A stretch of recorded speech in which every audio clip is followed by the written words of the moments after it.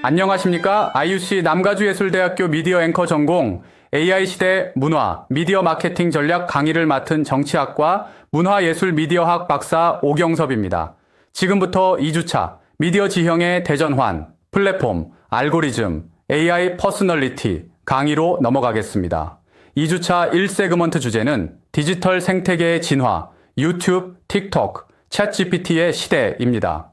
여러분, 지금 여러분 손에 쥐고 있는 이 스마트폰, 그 안에 담긴 플랫폼 하나하나가 바로 미디어 권력의 핵심이라는 사실 느끼시나요? 오늘은 우리가 살고 있는 이 디지털 생태계가 어떻게 변화해 왔는지, 그리고 지금 어떤 플랫폼들이 세상을 움직이고 있는지를 조금 더 큰 그림으로 바라보는 시간입니다.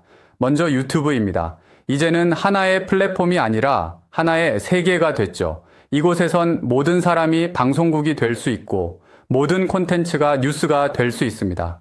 하지만 동시에 모든 콘텐츠가 광고 수익과 알고리즘 최적화라는 룰에 따라 움직여요.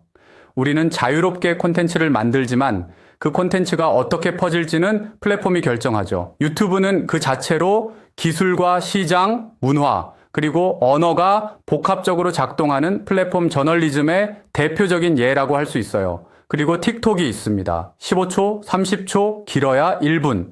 짧고 강한 인상, 감정과 이미지 중심의 소통, 알고리즘 기반 노출. 틱톡은 콘텐츠의 속도와 스타일을 완전히 바꿔놨어요. 사람들이 뉴스 대신 짧은 감각적 스토리에 익숙해지고 있고, 깊이보다 리듬, 사실보다 감정, 사고보다 퍼포먼스가 강조되는 구조죠.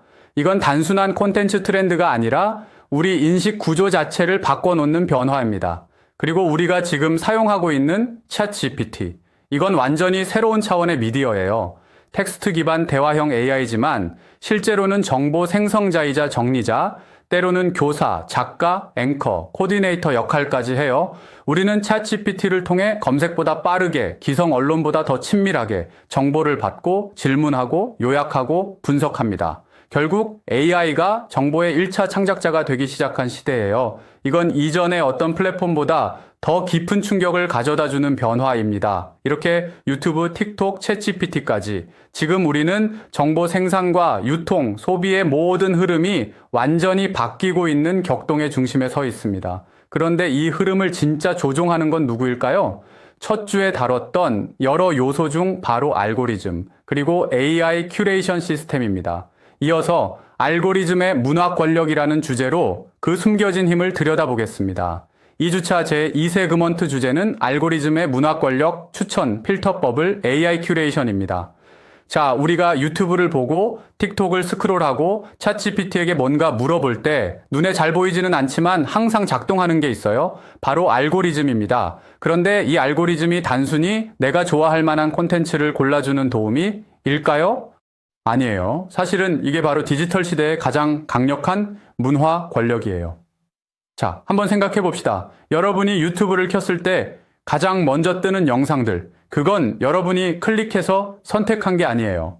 유튜브가 추천해 준 거죠. 그런데 그 추천은 단지 네가 좋아할 것 같아서가 아니라 광고 수익, 체류 시간, 플랫폼 이익 등을 고려해서 짜인 알고리즘이 만든 결과예요. 그 말은 곧 우리가 정보를 찾는 게 아니라 정보가 우리에게 찾아오고 있다는 거예요.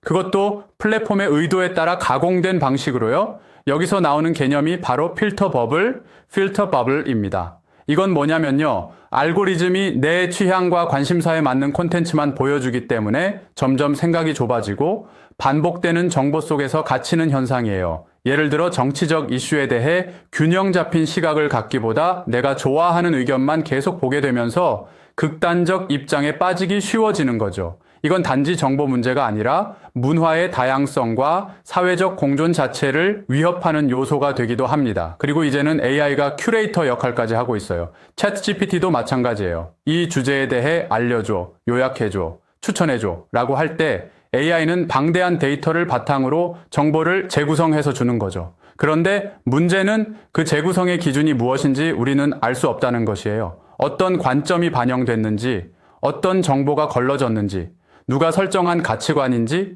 우리는 모릅니다. 결국 AI 큐레이션은 보이지 않는 편집이자 투명하지 않은 서사 조작이 될 수 있어요.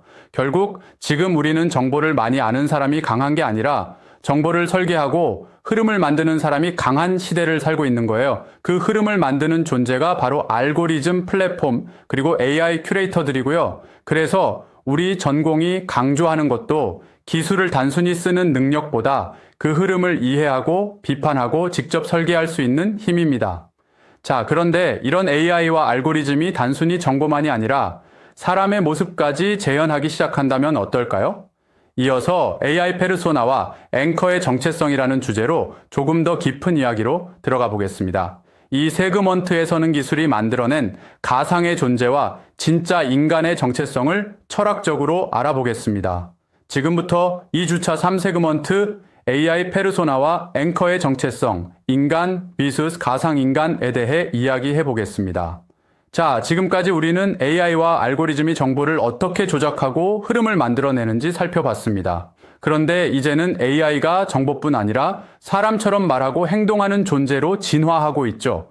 이걸 우리는 AI 페르소나 혹은 버추얼 휴먼, 디지털 앵커라고 부릅니다. 자, 여러분, 지금 유튜브나 인스타그램에서 활동 중인 가상 인플루언서들 보신 적 있죠? 릴 미켈라, 로지의, 나이이 같은 존재들 말이에요. 이들은 실제 사람이 아니에요. CG로 만들어졌고 인공지능이 말과 표정을 설계해줘요. 그런데도 수십만, 수백만 팔로워를 가지고 브랜드 광고를 찍고 사람처럼 소통합니다. 심지어 어떤 사람들은 얘네가 진짜 사람보다 더 매력적이고 더 완벽하다고 말해요. 그럼 여기서 질문이 하나 생깁니다. 진짜 앵커와 가짜 앵커는 어떻게 다를까? 사람처럼 말하는 AI가 진짜 앵커가 될 수 있을까? AI 앵커는 감정을 시뮬레이션 할 수 있어요. 표정을 학습하고 말투를 바꾸고 슬픈 뉴스에선 목소리를 낮추고 기쁜 뉴스에선 살짝 웃는 표정까지 보여줄 수 있죠. 하지만 그 감정은 진짜일까요? 아니면 감정처럼 보이게 만든 연출일까요?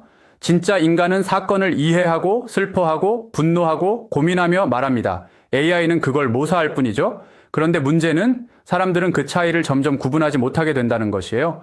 뉴스를 전달하는 앵커가 실제 사람인지 AI인지 관심조차 없어지는 시대가 올 수도 있어요. 그러면 어떻게 될까요? 가짜 감정, 가짜 공감, 가짜 진실이 진짜처럼 받아들여지는 사회가 되는 거죠. 이건 단순히 기술의 문제가 아니라 윤리, 신뢰, 정체성의 문제입니다. 그래서 우리는 기술이 사람처럼 말하게 되는 시대에 다시 이런 질문을 던져야 합니다. 나는 왜 말하는가? 내가 전하려는 건 정보인가? 의미인가? 혹은 진심인가? AI가 잘 말하는 시대일수록 인간은 더 왜 말하는가에 집중해야 합니다. 여러분이 앵커가 된다는 건 이 왜에 대한 고유한 답을 품고 자신의 언어와 메시지를 세상에 전하는 존재가 된다는 뜻이에요. 이제 2주차 마지막 세그먼트에서는 이런 시대의 흐름 속에서 우리가 어떤 마케팅 전략으로 접근해야 하는지, 즉 사용자 중심 미디어 마케팅은 어떻게 변화하고 있는지 살펴보겠습니다. 이전 세그먼트와 논리적으로 연결하며 AI 시대의 소비자 행동 변화와 참여 중심 마케팅 전략의 방향성을 소개하겠습니다. 2주차 4세그먼트 주제는 사용자 중심 미디어 마케팅 전략의 변화입니다. 이제 AI가 사람처럼 말하고 가짜 감정도 진짜처럼 연출할 수 있는 시대가 됐다고 했죠. 그렇다면 이 시대에 우리는 어떤 방식으로 사람들과 소통해야 할까요? 즉, 마케팅 전략은 어떻게 바뀌어야 할까요?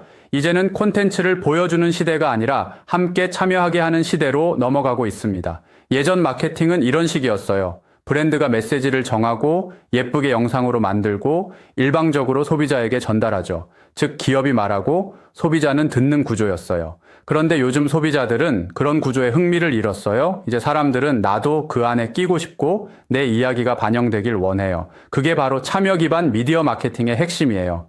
요즘 브랜드들 보시면요. 인플루언서를 통해 직접 소비자의 언어로 말하거나 댓글 이벤트, 짧은 챌린지 영상, 사용자 후기 콘텐츠를 브랜드 콘텐츠로 재활용하는 식으로 소비자 안으로 들어가는 방식을 택합니다. 특히 틱톡이나 릴스 같은 숏폼 콘텐츠 안에서는 브랜드가 직접 말하기보다 사용자가 브랜드를 말하게끔 만드는 전략이 더 효과적이죠. 예를 들면 어떤 화장품 브랜드는 신제품을 아예 사용자가 영상으로 먼저 소개하도록 캠페인을 짜요. 그게 오히려 공식 광고보다 훨씬 강력한 신뢰를 만들어냅니다.